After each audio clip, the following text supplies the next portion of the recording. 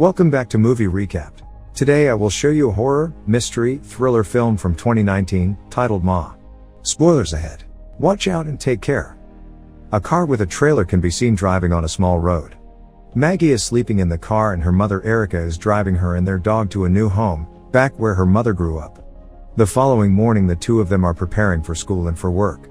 Maggie gets to school and as soon as the bell rings for class, she gets lost in the hallways. She finds a student in a wheelchair and helps her with it. During lunch break, Maggie is too nervous to join the other kids in the lunchroom, so she decides to eat in the library.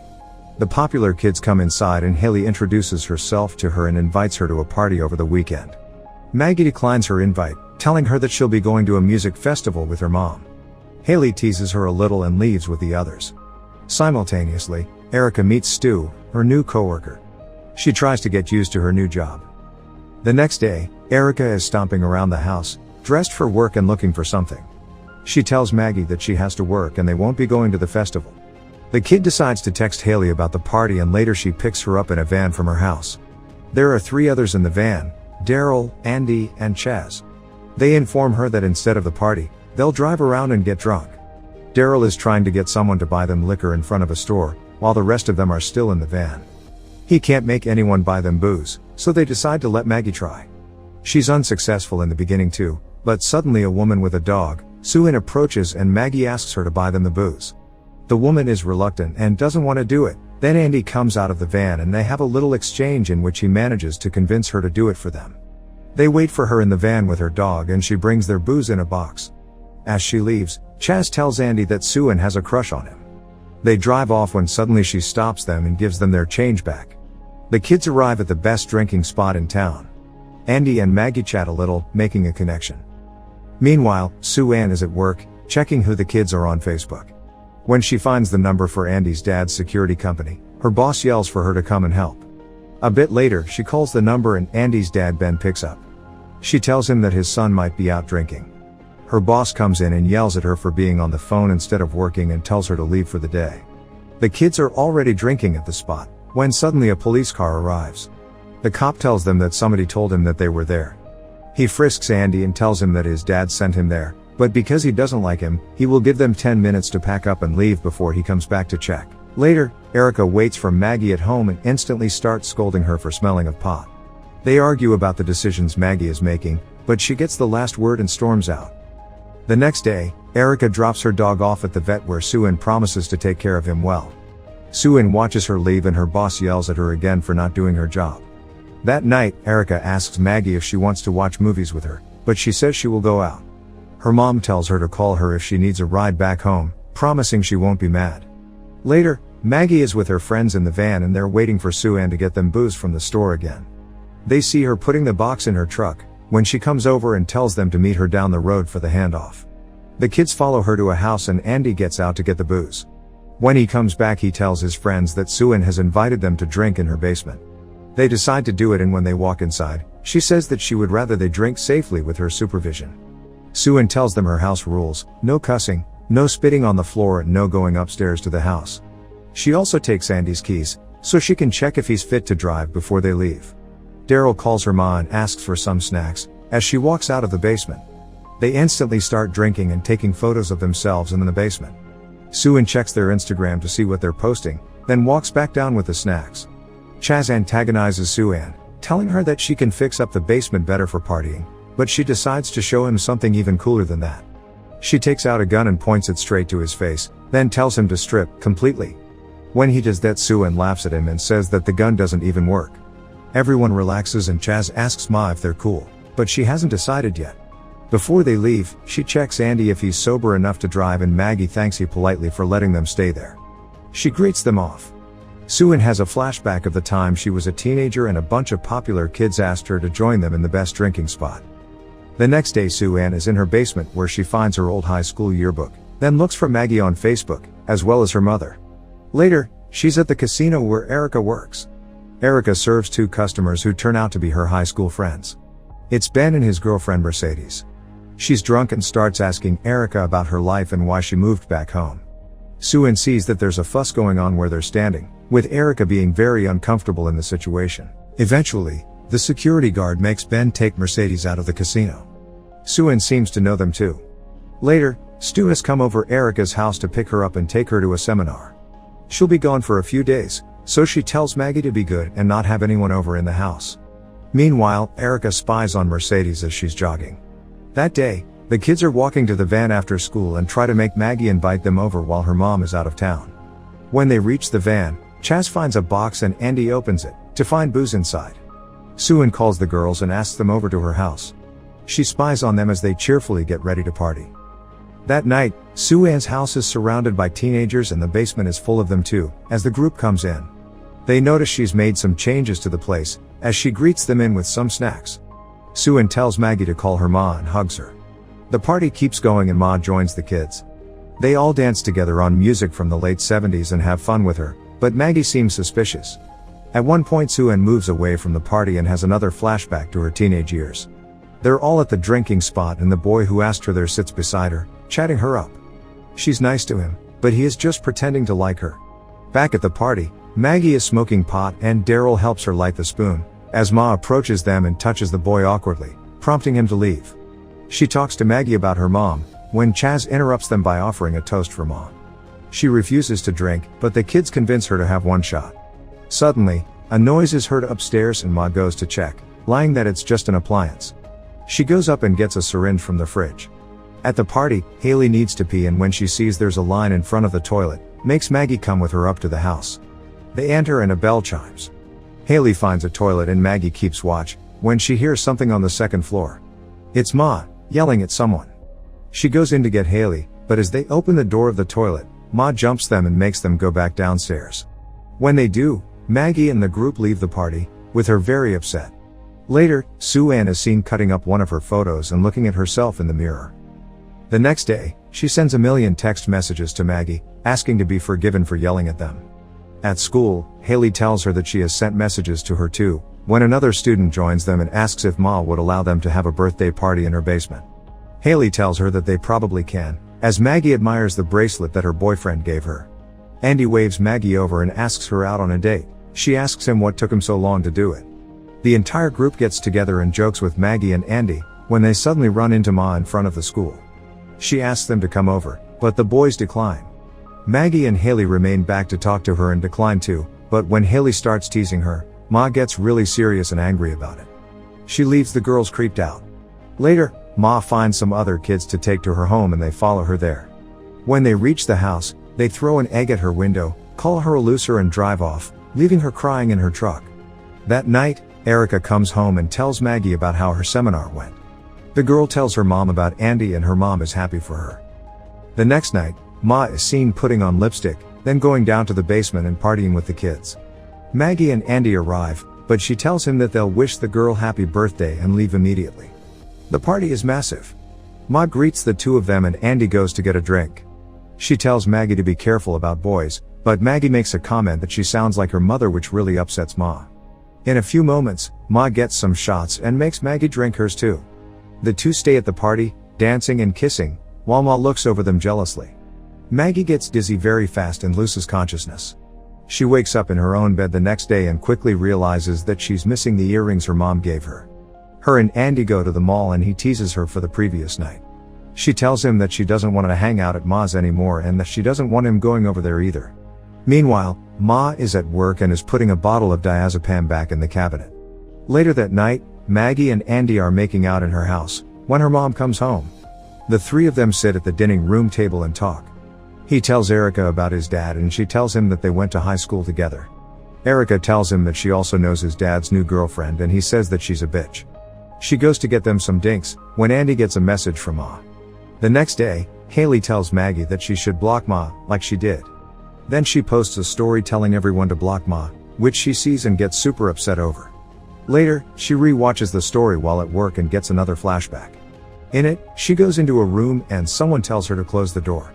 That night, Maggie's phone wakes her up. She gets another message from Ma. In the message, she asks her and the others to come over, then asks if they're mad at her and in the end begs them to meet her the next day at the drinking spot. The group finds her there the next day. Ma immediately tells them that she has cancer and that she's been taking lots of meds. They feel sorry for her and apologize. Andy goes over to hug her, but Haley notices she has their friend's bracelet on her wrist. As she leaves, she invites them to come over on Saturday. Haley and Maggie follow her to work and Haley tells her about the bracelet. She also tells Maggie that she's missing a ring and Maggie tells her about the earrings she's been missing. They go to Ma's house to check if the stuff is there. Once inside, they go to the second floor and find it locked from the outside. They go into her room and see that she has pictures of them all over. Maggie finds a page from her yearbook and Haley finds a picture of Andy with a picture of his dad taped to the back. Simultaneously, Ben walks into the vet's office with his cat and recognizes Sue Ann immediately. He says that they should catch up sometime and asks her to a pub that night. She agrees to meet him there at 6. In another flashback from her teenage years, Ben has handed her a message to meet him in the closet. One of the girls in her class, that seems to be Erica, doesn't like that. Meanwhile, back at Ma's, Maggie finds a picture of her mother in the yearbook. Haley wants to show her something, when suddenly the girl in the wheelchair shows up in the room, asking what they're doing there. She says that Sue Ann is her mom and that she can walk, but that she's not supposed to because she's sick. Maggie introduces her to Haley as Jeannie. She also tells them that she hasn't been to school lately because her sickness has gotten worse. Or at least that's what her mom had told her. Haley is confused that Sue Ann is her mom. In the meantime, Ma is driving home. The girls continue talking and Jeannie tells them that she can hear them in the basement sometimes and they tell her to join them there next time. Jeannie then tells them to leave, so that her mom doesn't find them in her room. As the girls get ready to leave and find the door locked, Ma drives in and comes inside the house. She notices that someone has moved her things, as the girls sneak away from her. They leave through the basement and she goes upstairs.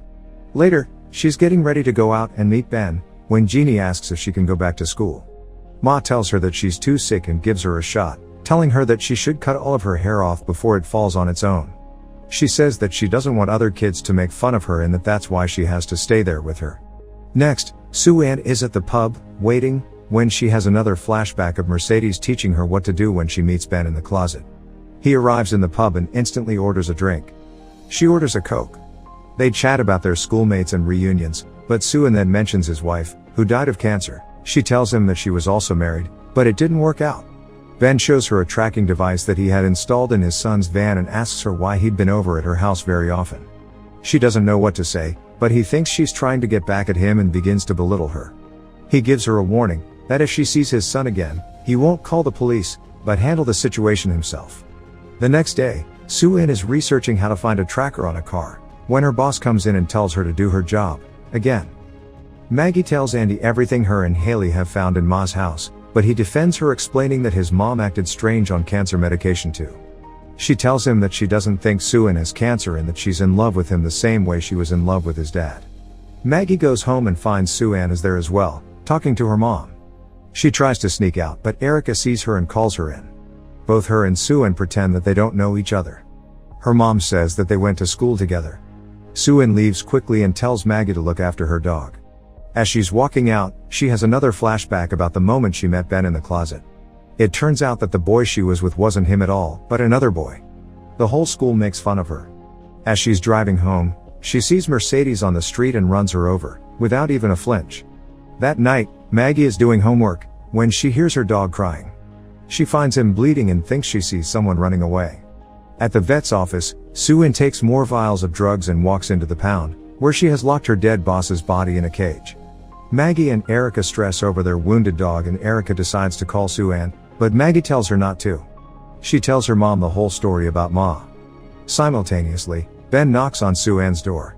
He's looking for his son there, when suddenly Sue Ann shows him the tracker and sedates him. Ben tries to go after her, but faints. Back at Maggie's, Erica is pissed about everything involving Ma. She grounds Maggie, telling her that she won't be going anywhere or seeing anyone until the summer break. Meanwhile, Sue Ann has restrained Ben to her bed. He wakes up and she threatens to cut off his tool, just to scare him. She tells him that she won't get her revenge that way and starts an IV with the dog's blood. Sue Ann cuts his hand open and sedates him again. Later, Erica tells Maggie that they'll spend the next day together. Then she goes to the liquor store and sees Sue Ann there. She immediately starts yelling at her, but the conversation quickly turns awkward when Sue Ann starts talking about high school. Maggie gets a message from Ma, showing her that Andy is at her place and that she also has her earrings. The girl steals her mom's car and goes to Ma's house, finding a party there underway. She confronts Andy immediately as she walks in, as Ma watches her get angry with him. The entire group is there for Chaz's birthday. All of them are drunk and drugged and ready to party. Meanwhile, Ma goes up to Jeannie's room and tells her that it's time for bed. She gives her some pills and leaves. Then she bolts the basement door from the outside. Maggie realizes that something is going on, but can't seem to find a way out, as the others keep fainting. She walks up to the house and gets in, but unfortunately the main door is locked as well. Maggie hears a noise upstairs that she thinks it's Jeannie and goes up to help her. Once there, she finds Ben, but Ma sneaks up behind her and sedates her too. The next morning, Erica wakes up at their home and Maggie wakes in Ma's basement. The entire group is there, still unconscious, including one other classmate. The girl wakes up, but Maggie signals her to stay quiet, as Ma is cutting open Chaz's shirt. She burns him with an iron and the other girl freaks out, trying to get away. Ma hits her over the head. Then, she walks over to Haley and stitches her lips together. Meanwhile, Erica is trying to wake Maggie, but when she goes to check in her room and sees that she's not there, she calls Stu and asks him to come over. Back at the basement, Ma tells Maggie how hard it is when no one asks you out to party. Then, Ma paints over Daryl's face with white paint, saying they only have room for one of them. Suddenly, Andy wakes up and asks Ma if she's mad at them. She unlocks his restraints and hugs him, saying that they are the cutest couple. Andy tells her that he loves her and they kiss, but Ma stabs him, knowing that he's lying to her. She goes over to Maggie, when there's a ring on the door. It's a police officer asking about the cars parked outside her house. She acts like she doesn't know anything about it. Maggie makes a racket in the basement, but as soon as the cop suspects something, Jeannie arrives. That aids Ma in sending the police officer away. As he leaves, he hears Maggie shouting from the basement. Suddenly, Ma shoots him. Ma makes Jeannie drag the cop's body inside. Simultaneously, Stu arrives at Erica's and they both go to find Maggie together. Ma comes back in the basement and tells Maggie to help her arrange her friends for a picture, or else she'll kill them all. Maggie does it and then takes the picture, as Ma posses for her. Then, she strings her up on a pole, but hears Jeannie calling for her and goes to check. The girl hits her over the head, pushing her down the stairs, as a candle falls over and starts a fire. Haley and the others start waking up. Jeannie comes down and helps Maggie down, then helps the rest with the restraints. Since the stairs are on fire, they can't get out and start banging on the hatch. Ma grabs Jeannie and at the same time Stu and Erica open the basement hatch. Erica and Maggie stay behind, as Jeannie begs Maggie for help. Erica apologizes to Ma for what happened, but doesn't let her daughter help Jeannie. As Ma is dragging her away, Maggie pulls away from her mom, grabs the knife and stabs her, releasing Jeannie from her grip. Erica gets Jeannie and Maggie out, but Ma stays back and goes into the house. She sees them through her window and goes up to the second floor, lying down next to Ben, with the house completely in flames. The fire department arrives too late. Make sure to subscribe and turn on notifications so you can watch more videos like this. Thanks for watching.